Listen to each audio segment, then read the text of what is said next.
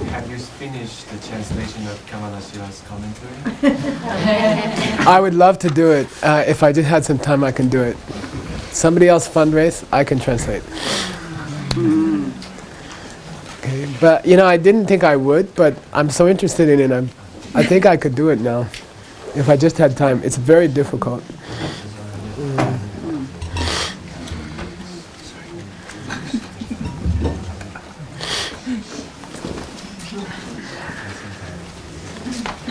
Okay, let's start.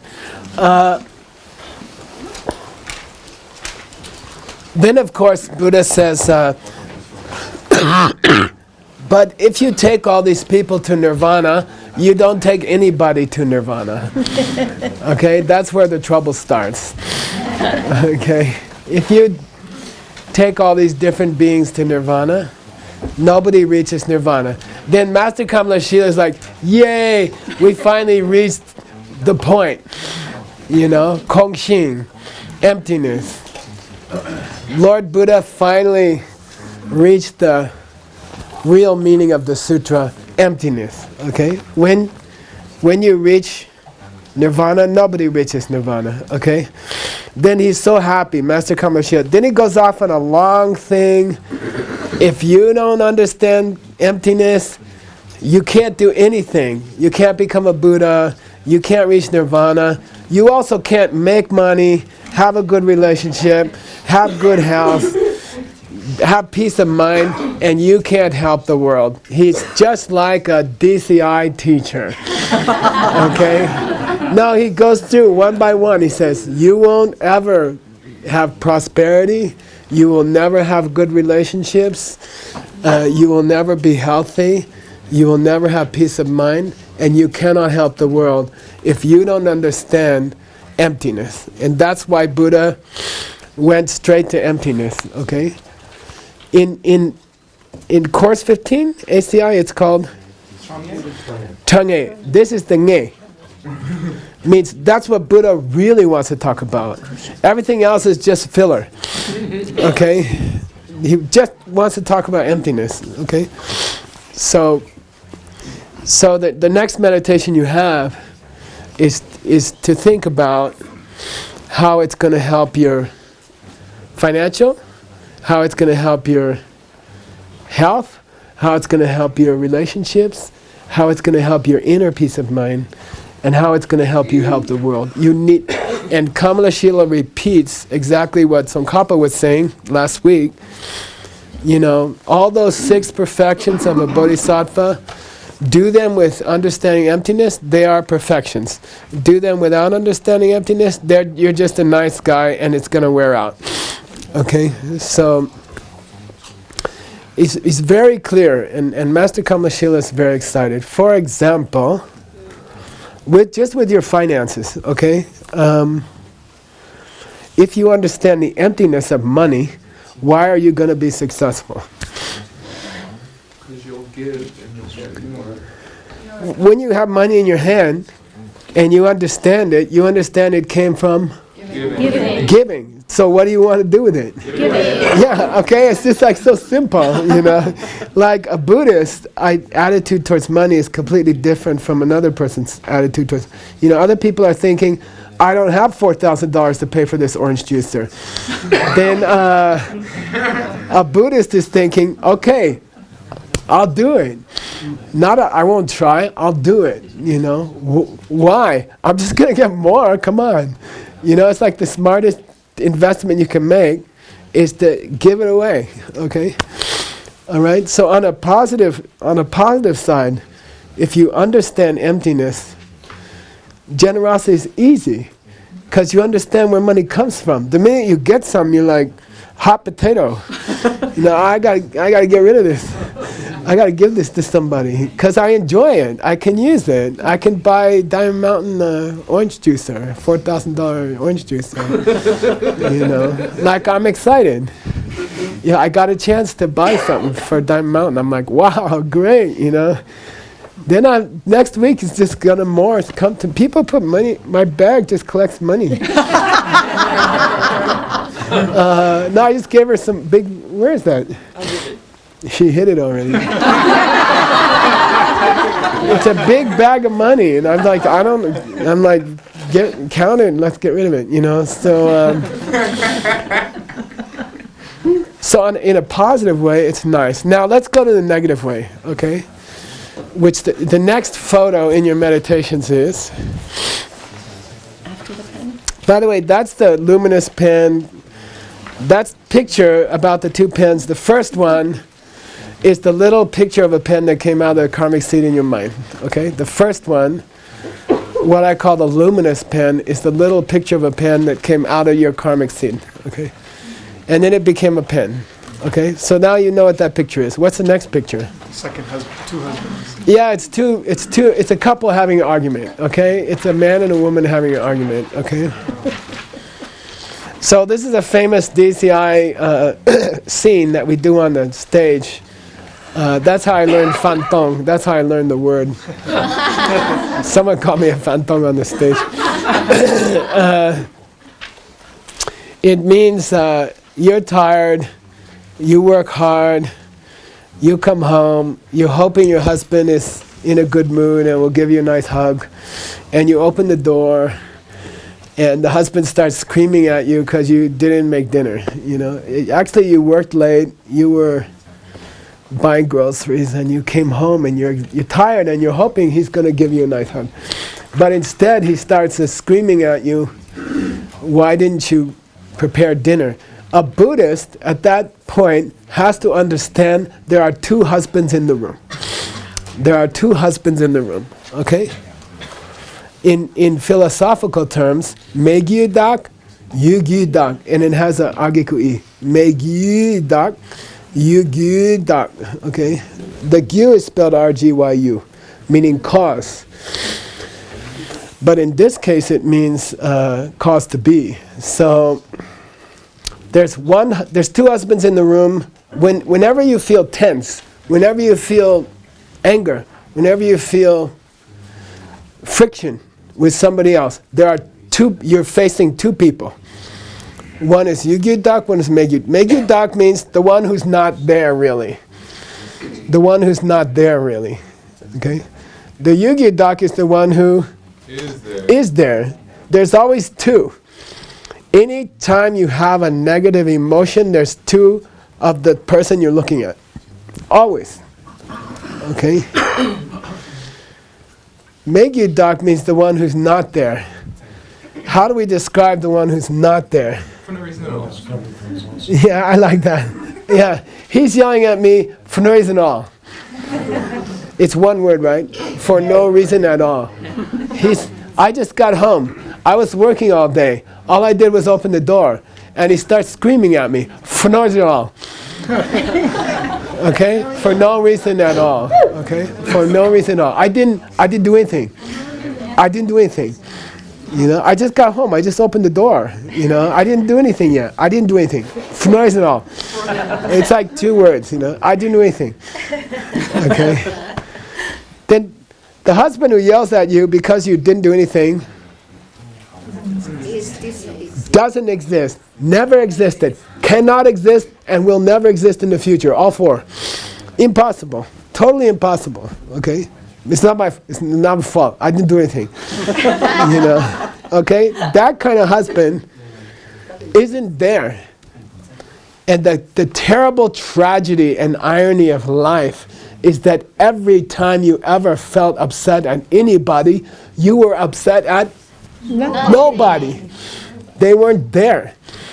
Okay? You can't be upset unless you think someone's there who cannot be there. Okay? It's very terrible. It's very terrible. You know, all of the suffering in the world comes from phantoms, things that were never there, couldn't be there, were not there, will never be there. Okay? A husband who's, I didn't do anything. It's my fault. Okay? There's no such husband. Why? He's popping out of a seed in your mind like the pen in the last picture. A luminous little husband's coming out of your mind. Who planted the seed in your mind? Me. I did. How did you plant it, Nick, in that DCI story? Do you remember? Telling kids that they're stupid. Yeah, you yelled at your kids last week. Okay, you said mom has to go to work early. She has to be at work at 8. please be ready at 8. Please be ready at 7:45. You told your kids. You walk in the bedroom, they're jumping on the bed, they're still in their pajamas, and you say, you are the stupidest kids in Guangzhou. You are the stupidest kids in Guangzhou. Okay? Then you plant a karmic seed. A week later, you come home, and floors and all. Your husband says, you are so stupid. You are so stupid. The end of the story is, how do you prove that you're stupid? If you want to prove you're really stupid, what will you do then? No, you're stupid. Okay? Then you plant another seed. Then next week the kids are bad again. And that's called samsara. Okay? Samsara isn't this grand rebirth, 12-part wheel. Samsara is taking place. Many samsaras in your life are many wheels of life are happening every day. Your husband's yelling because you yell at the kids, you yell at your husband. Is he stupid? Yeah. He is, but don't say it. Because then you have to see another stupid husband. Okay? If you don't like stupid husbands, don't answer. Don't say something bad. Okay?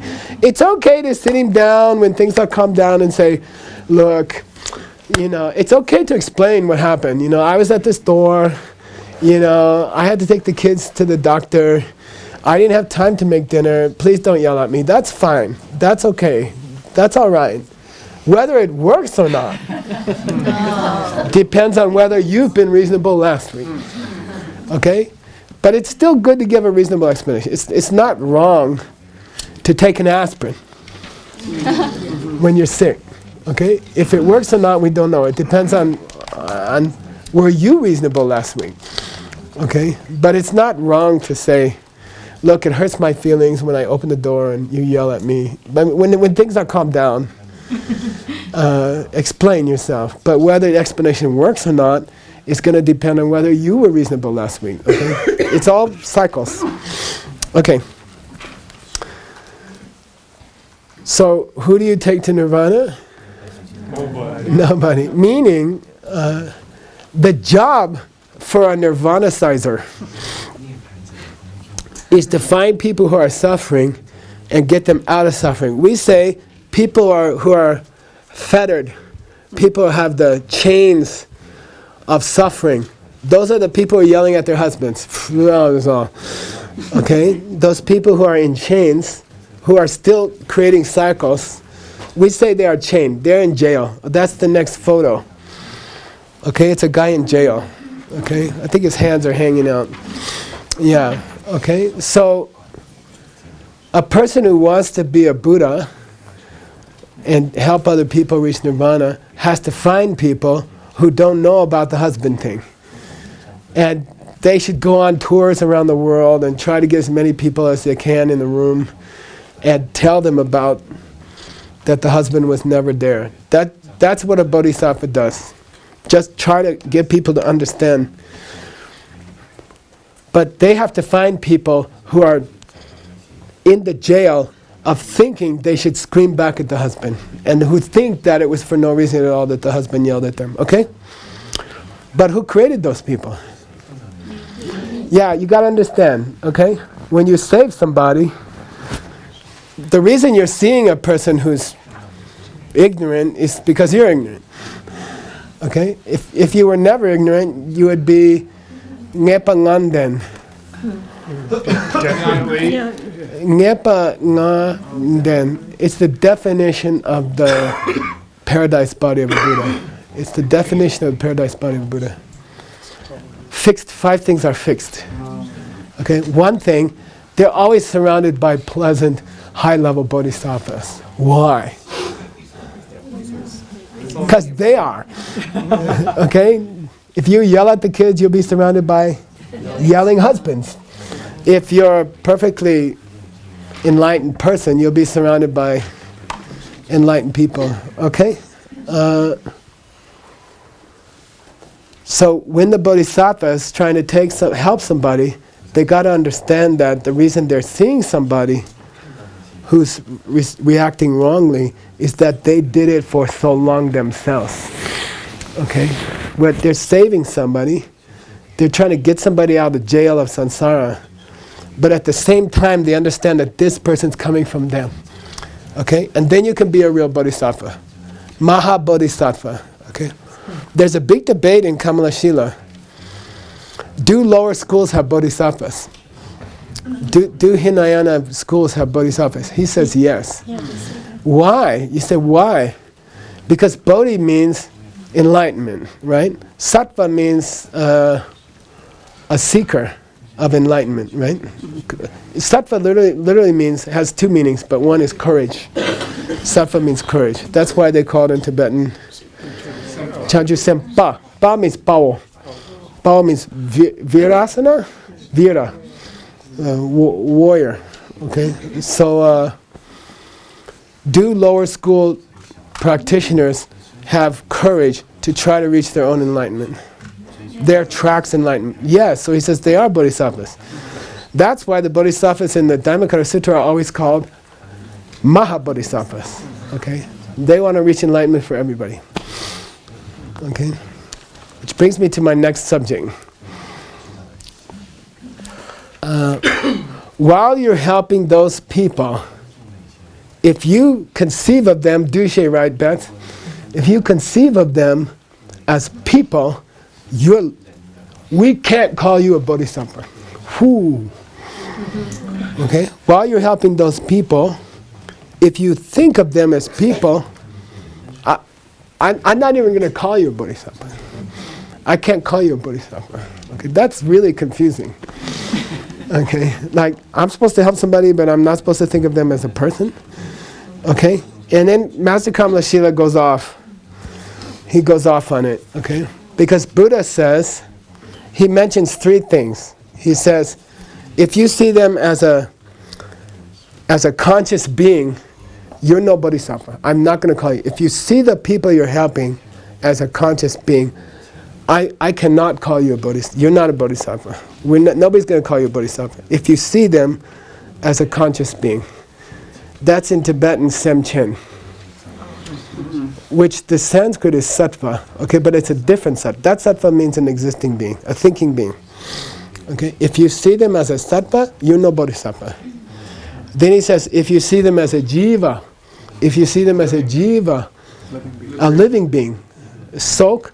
The sutra says sok. If I had translated it into Tibetan, I would have used a different Tibetan word called sokchak, which means a living being. Sok is confusing. It's not ayus here. It's jivan, like jiva mukti, living. Okay, living person. Okay, so if you see a person and you believe they're a thinking being, and you try to take them to nirvana, you're no bodhisattva. If you see a person and you think they're a living being, and you try to take them to nirvana, you're no bodhisattva. Okay? Last one, if you think they're a pudgala, if you think they're a person, an individual, you're no bodhisattva. Okay? Then Kamalashila is like so happy because he's in his element. This is what he's been waiting for. Now he discusses three ways in which a person is not a person. He discusses three ways in which a person is not a person. He doesn't directly tie them to those three different Sanskrit words: thinking being, living being, individual being. But I think we can do it. I think it must be an earlier source. Okay. There's one reason why a thinking being is not a thinking being. There's a second reason why a living being is not a living being. And there's a third reason why an individual being is not an individual being. Okay? So he gives three. So I'll give you the three and then we can stop in like 10 minutes, 15 minutes. Then the punchline comes tomorrow. Which means you have to come back tomorrow. No, it's okay. You should have some tension in a teaching.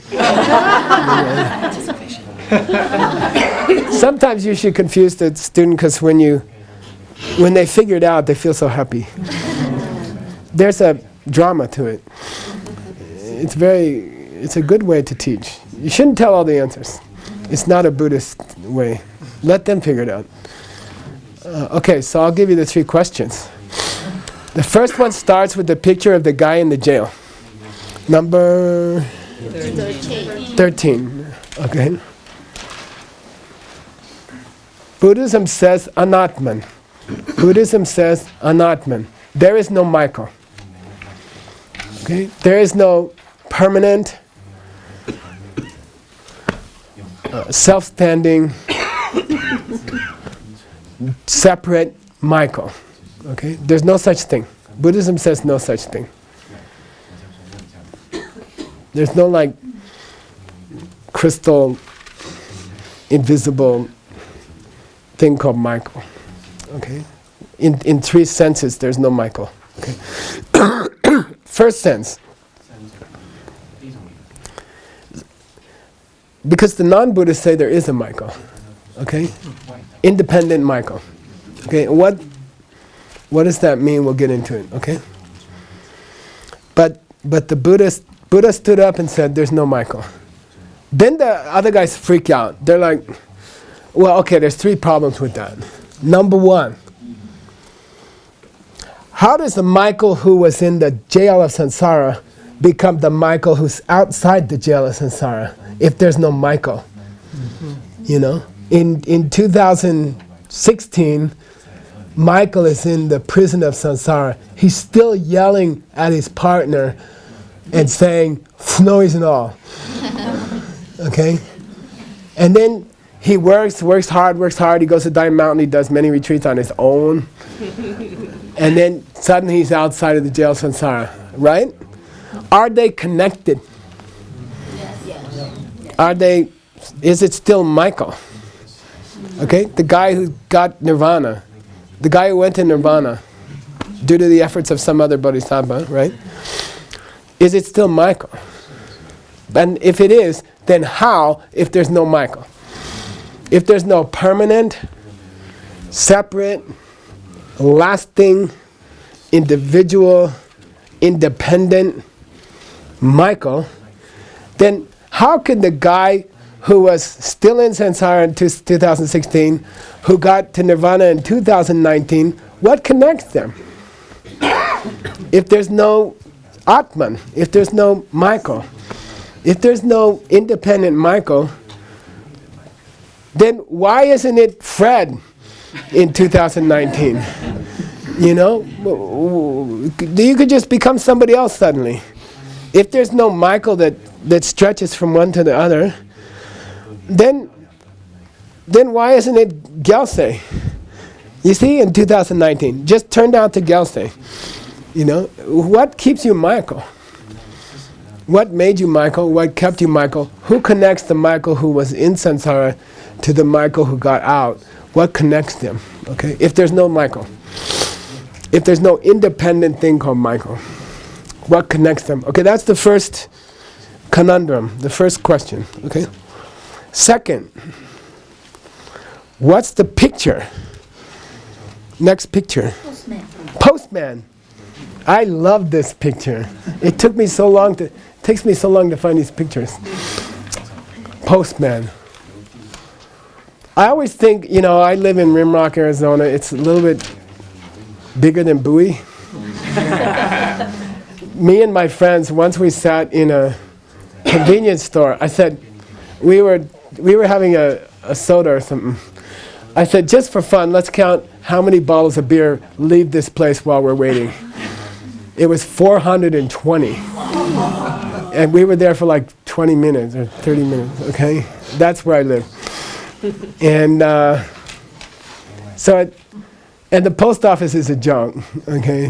They won't even deliver mail to my house because I'm on a dirt road. So they say, you can't have mail delivery, you know? So, you know, and sometimes, just as a joke, you can write a letter to Geshe Michael. I can write a letter to Geshe Michael, say you're stupid, you know, okay? Then I fold it up, and I go to the post office and deliver it. Then I don't know, in Rimrock, maybe 10 days later, the guy will come to your house. Suppose you have mail delivery. And he says, I have a letter for you, and you say, thank you, and you open it up. What does it say? You're stupid. And if we are stupid, we get angry at the postman. Why did you bring me this letter? You stupid. You're the worst postman in Rimrock. I'm the only Rimrock. Why'd you bring me this letter? Okay. That's like yelling at your husband. Okay. He's just the postman. Who wrote the letter? You did when you yelled at your kids. You did when you yelled at your kids. He's delivering to you the letter which you wrote to yourself. Okay? But we yell at the postman, right? That's why I put a postman. Okay? Who's the postman? Every person you were ever angry at in your whole life was a postman. They were just delivering you your own letter that you wrote to yourself last week when you called your husband stupid last week. Although he is stupid, I agree. But don't say it, okay, if you don't want the letter, okay? Now, so personally I would connect the first one, right? The Michael who was in jail and the Michael who got out, to the statement that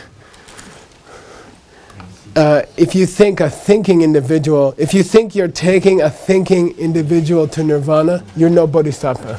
I think he's talking about the first one. The connection between the guy who was in jail and the guy who got out of jail, what connects them if there's no Michael? Second one was jiva, living being, okay, a living being. The one, he has a new word. It doesn't exist anywhere in the scriptures. He calls chepapo and sawapo. Doer and the Sawapo. earth experiencer. That's sa. I've made great efforts to say sa.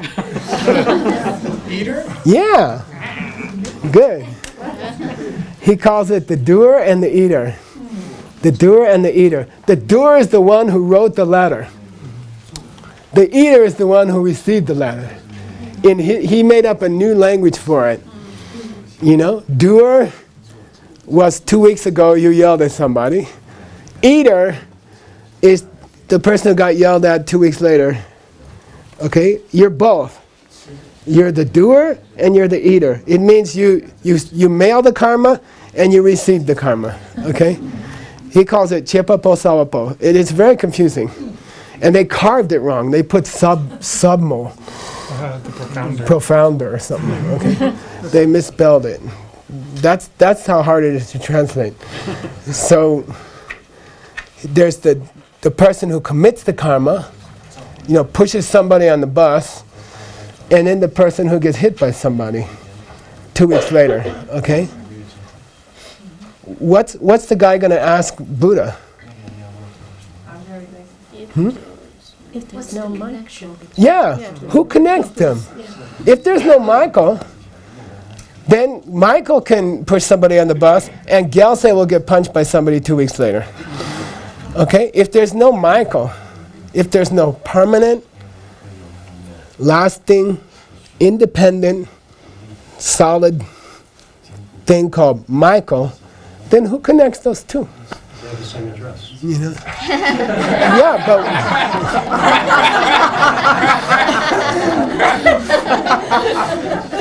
yeah, who connects them? How come I always get back what I did? How come I don't get back what Uda did? You see what I mean? Or why can't Word take the last bad karma I did and it goes to him? Why can't the why does the connection have to come to me? If there's no Michael, who's saying this? The opponent, the questioner. They're questioning. What is this Diamond Cutter Sutra stuff? What's so confusing? What do you mean you can mail a karma and receive it if there's no Michael? What are you talking about, Lord Buddha? You take someone to nirvana, but you don't take anybody to nirvana. So who's the connection between the eater and the doer? Okay, got it? We're almost done. Third question, which I think relates to the third part of the last part of the sutra, which was about an individual being, Pudgala, individual being. Because they said when you take somebody to nirvana, you don't take anybody to nirvana. And if you think you do, you're not a Did he say that? Did he say that? You're not a bodhisattva? Did he say that? There are no bodhisattvas. He said something more subtle. Yeah, we can't name you a bodhisattva. We can't call you a bodhisattva. That's also emptiness, right? What does naming mean in Buddhism? Karmic seed opens, picture comes out, goes on to the thing. The pen picture comes out, karmic seed opens, pen picture pops out, goes on the person. That's called naming. So it's very profound that he doesn't say, you're no bodhisattva. He says, I can't call you a bodhisattva. It's very profound. He's talking about emptiness again.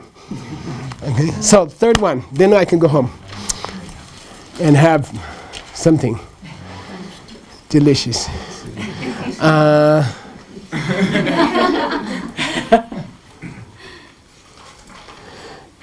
Then as a child, you were brought up by your parents, and your mom takes care of you, like you hurt your knee, your mom takes care of you. You have a class photo, your mom makes you a new dress, like your mom takes care of you when you're a kid, right? Then you grow up, you go away to college, you start living in New Jersey, and you see your mom every 10 years or 12 years, or you don't come home very often. You see them 10 years later, after you go to college or something. In America, we don't stay so close to our parents. Most people, they go to college, they say goodbye. And then you see them once a year or once every 3 years or something like that. Not every New Year's, okay? So the other guy says to Kamalashila, you saw your mother when you're a child, you come back home, how do you recognize her? How do you recognize her? That's my mom. There's 3 women in your house when you come home. You're like, Mom! Okay, like, how do you recognize your mother if there's no Michael? If there's no connection between the person that mom helped him when he got hurt, and then 20 years later he comes home and he sees 3 women and he says to one of them, oh Mom, it's so good to see you. How can he recognize her? Okay? He asks 2 questions. One is, how do you recognize things and how do you remember things? So the third one has 2 parts. How do you remember things and how do you recognize things? How do you say, Mom, thank you for helping me when I hurt my knee when I was a little kid? How can there be a rememberer of an incident when you're a child if there's no Michael? Okay? Because according to you, nobody goes to nirvana when they go to nirvana. Okay? Okay? The other guy's complaining. They want to have a Michael who's like real and exists out there and is independent of other stuff. Michael eats, but there's still Michael. Michael loves, but there's still Michael. Michael goes through experiences year after year, but that's still Michael. Then there's a feeling in the human heart that there must be a me, which is like a ball, like a permanent thing. And then things happen to it. And, they meet people, they love people, they lose people. Things happen to it, but there's a ball. There's a Michael who's permanent, lasting, independent, okay? That idea is the cause of all suffering. Okay? According to Buddhism, that idea is the cause of all suffering. Okay? It doesn't mean, by the way, that there's no soul or no spirit. The living mind of Michael is infinite into the past and into the future. It's infinite. There is a Michael who lasts forever. Yeah, there is one thing which is like a soul or a spirit. There is such a thing, and that exists. But the one we're thinking about is different. Okay? It doesn't come from how I treat other people. It's independent. Things happen to it. It loses things. It collects things. But it's permanent. Okay? But yeah, you continue forever. You will never stop. And you have no beginning. Which came first, the chicken or the egg? Yes. Both. Okay, yeah, you've seen everything, you've done everything, you've been everything. You've been Miss America, not billions of times, countless times. Okay, countless times. Okay. All right, you've been everything. You've been Hitler. You've killed millions of people countless times. Okay. All right. But who is that? Who is that me? Where does it come from? How can we make it enlightened? Okay? We'll talk about it tomorrow. What connects the person who was in jail to the person who got free in nirvana? What connects the doer to the eater of the karma? And what connects the incident when you're a kid to the remembering it or recognizing your mom later? What connects them? Who is Michael? What is Michael really? Where does Michael really come from? Okay? And we'll talk about it tomorrow. All right. But meditate on those. I think you have 6 new meditations. If you don't count the Buddha in the sky. 5? 5.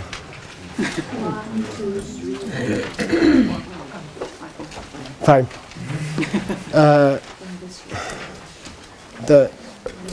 What's the first one? No, there was some. Oh yeah.